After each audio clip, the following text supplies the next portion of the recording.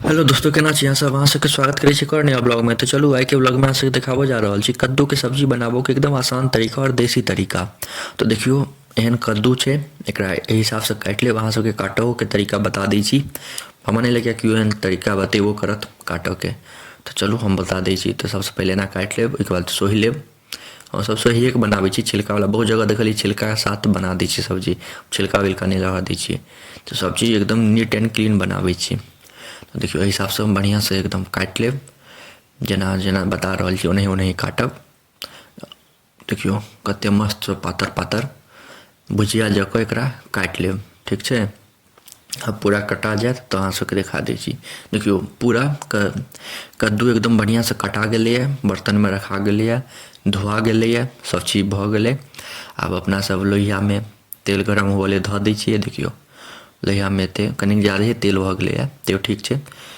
एते फ्लेम पर तेल गरम होले धऽ देलियै, एहिमे तेजपत्ता और पचफोरना सेहो खसा देलियै, ठीक छै। ई खसेलाके बाद आब एहिमे हींग डालि देबै अपना सब। देखियो कनिके हींग डालक छै, ज़्यादा हींग नहीं देबक छै, कनिक हींग डालि कऽ ओहिके बाद एकरा गरम हुअ देबक छै। देखियो जखने पाकि जेतै, गरम भऽ जाएत, कनिक तेजपत्ता सब जरि जाएत, ताहिके बाद एहिमे कदीमा खसा देबै आसानीसँ। धोला बढ़िआँसँ धो कऽ ओकर बाद लारि चारि लेब बढ़िआँसँ, ठीक छै। बहुत आसानीसँ बनि जाएत, अहाँ सबके पतो नहीं चलत केहन चुटकीमे बनि गेलै। बहुत आसान तरीका छै कद्दू के सब्जी बनाबऽ के। देखियो यहाँ लारि चारि लेलाके बाद आब हल्दी अहाँ आधा चम्मच दऽ देबै, नीमक 1 चम्मच दऽ देबै, ठीक। और धनिया पाउडर सेहो 1 चम्मच दऽ देबै, नीमक 1 चम्मच, धनिया पाउडर 1 चम्मच, और ई मिर्ची पाउडर छै से आधा चम्मच देबै, एहिसँ ज़्यादा नहीं देबै। जतबे जतबे हम अथी बतेलहुँ है चम्मच, उएह हिसाबसँ अहाँ सब देबै, ओहिसँ ज़्यादा नहीं देब। मम्मी हमर कनि कनि ऊपरसँ धऽ दै छै, और मम्मीके टेक्निक छै। तो जेना जेना बतेलहुँ ओहि हिसाबसँ धऽ कऽ लारि चारि लेब बढ़िआँसँ। देखियो लार चारर भऽ जाएत, एहन सब बढ़िआँसँ मसाला सबके लारि चारि लेब। तो ओहिके बाद कनि देर झाँपि देबै, फेर 1-2 मिनट झाँपलाके बाद फेर उघारि कऽ फेर लारि चारि लेब। देखियो गलि रहल छै, हल्का हल्का गलऽ देबै तहन ने नीक लागत खायमे, गलत तऽ। हमरा सबके इम्हर ई कद्दूके कदीमा कहै छै, कद्दूसँ केओ नहीं जानै छै, कदीमेसँ जानै छै। तो देखियो फेर लारर चारर भऽ जाएत, ओहिके बाद फेर एकरा झाँपि देबै कनिक देर लेल, आ फेर 1-2 मिनटके बाद फेर एकरा उघारि लेब। तो देखियो एनाही बनै छै, बहुत आसान छै। सब मसाला सब पड़ि गेलै, मसाला सब किछु पड़बो नहीं करतै, बस एकरा कनिक देर तक गैस पर चढ़ेलाके बाद लारऽ चारऽके छै, कनिक खौलाबऽके छै बस।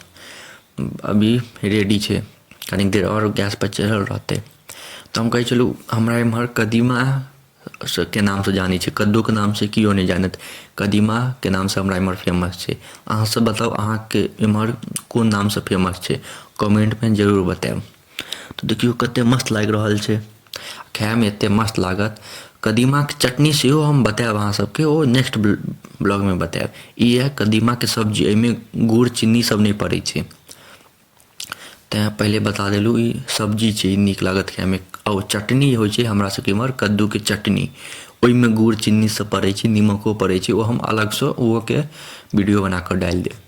तो देखियो ई बनि कऽ रेडी भऽ गेल छै एकदम बढ़िआँसँ। एकरा कनि कनि थुड़ि लेब, खायमे नीक लागत। थुड़ल रहत तऽ कनि गलल रहै छै तऽ नीक लगै छै खायमे। देखियो कते मस्त बनि कऽ रेडी भऽ गेलैए। आब एकरा अपना सब गैस पर से उतारि लेब। आब ठीक बनि गेल छै, तो चलू एकरा गैस पर से अपना से उतारि लै छी। देखियो आब कते मस्त लागि रहल छै, 1 नंबर लागि रहल यऽ। खायमे तो और मजा आबि जाएत, जायका बढ़ा देत खाना में। चावल साथे खाओ, रोटी साथे खाओ, किछु साथे, पराठा साथे खाओ, पूरी साथे खाओ, जय साथे खेबै नीक लागत। अहाँ सबके एते देर तक देखऽ के लिए धन्यवाद। नीक लागत तऽ लाइक कमेंट शेयर सब्सक्राइब जरूर करब।